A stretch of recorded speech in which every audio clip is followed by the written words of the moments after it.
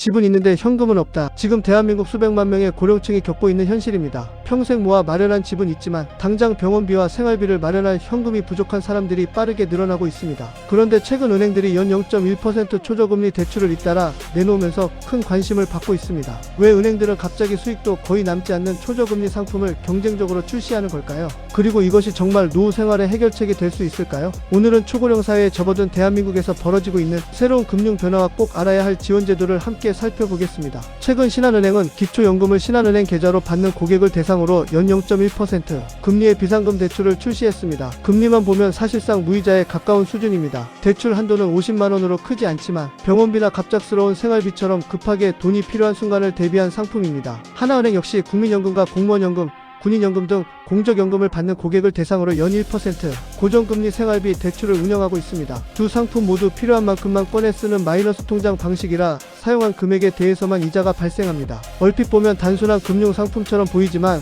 사실 그 배경에는 우리 사회가 직면한 매우 큰 문제가 숨어 있습니다. 바로 대한민국이 초고령 사회에 진입했다는 사실입니다. 지난해 말 기준 우리나라 65세 이상 인구는 1,084만 명을 넘어섰고 전체 인구의 21% 이상을 차지하고 있습니다. 국민 5명 가운데 1명 이상이 고령자인 시대가 시작된 것입니다. 유엔 기준으로도 이미 초고령 사회에 해당하며 앞으로 이 비율은 더욱 빠르게 높아질 것으로 예상됩니다. 하지만 더 심각한 문제는 노후 준비가 충분하지 않다는 점입니다. 통계에 따르면 고령층이 각종 연금을 모두 합쳐받는 평균 금액은 월 70만원에도 미치지 못합니다. 여기에 의료비와 공과금, 식비까지 부담하면 생활비는 턱없이 부족해질 수밖에 없습니다. 그렇다고 자산이 없는 것도 아닙니다. 대부분의 자산은 집과 같은 부동산에 묶여 있습니다. 결국 자산은 많아 보여도 실제 사용할 현금이 부족한 이른바 하우스, 리치 캐시 푸어 현상이 고령층에서 심각하게 나타나고 있는 것입니다. 실제로 OECD 기준 한국의 노인 소득 빈곤율은 39.7%로 회원국 평균보다 훨씬 높은 수준입니다. 특히 75세 이상에서는 절반이 넘는 사람들이 빈곤 상태에 놓여 있는 것으로 조사됐습니다. 이런 상황에서 갑작스럽게 병원비가 발생하거나 가족 행사,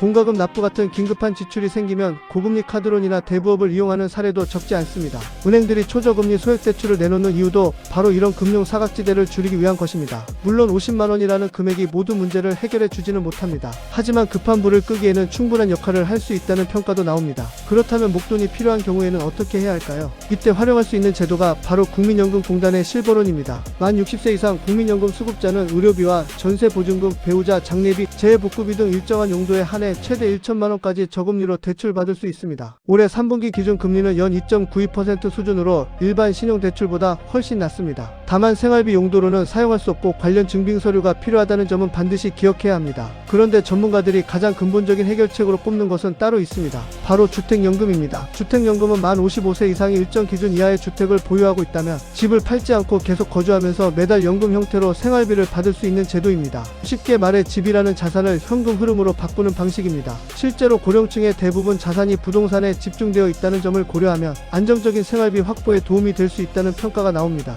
물론 상속 계획이나 가족 의견, 주택가치 등을 충분히 고려한 뒤 신중하게 선택해야 하지만 노후 생활비 부족 문제를 해결하는 대표적인 대안으로 점점 관심이 높아지고 있습니다. 앞으로 우리 사회는 고령 인구 증가 속도가 더욱 빨라질 것으로 예상됩니다. 그만큼 노후 생활비와 의료비 문제는 개인만의 고민이 아니라 사회 전체가 함께 해결해야 할 과제가 되고 있습니다. 은행의 초저금리 대출과 국민연금 실버론 그리고 주택연금까지 각각의 제도는 목적과 조건이 모두 다르기 때문에 자신의 상황에 맞는 상품을 선택하는 것이 무엇보다 중요합니다. 특히 대출은 아무리 금리가 낮더라도 반드시 상환 의무가 따른다는 점을 잊어서는 안 됩니다. 자신의 연금 수입과 상환 능력을 충분히 고려한 뒤 이용하는 것이 가장 현명한 선택입니다. 앞으로 초고령 사회가 본격화될수록 이런 금융 지원 제도는 더욱 다양해질 가능성이 큽니다. 여러분이나 부모님께도 꼭 필요한 정보가 될 수 있는 만큼 미리 알아두시면 도움이 될 것입니다. 여러분은 노후 생활비를 위해 어떤 준비를 하고 계신가요? 댓글로 여러분의 생각도 함께 나눠주시기 바랍니다. 지금처럼 빠르게 변하는 경제와 생활 정보를 가장 빠르게 전해드리는 채널이 되겠습니다. 이런 중요한 이슈를 계속 놓치고 싶지 않다면 지금 바로 구독과 좋아요, 그리고 알림 설정까지 부탁드립니다.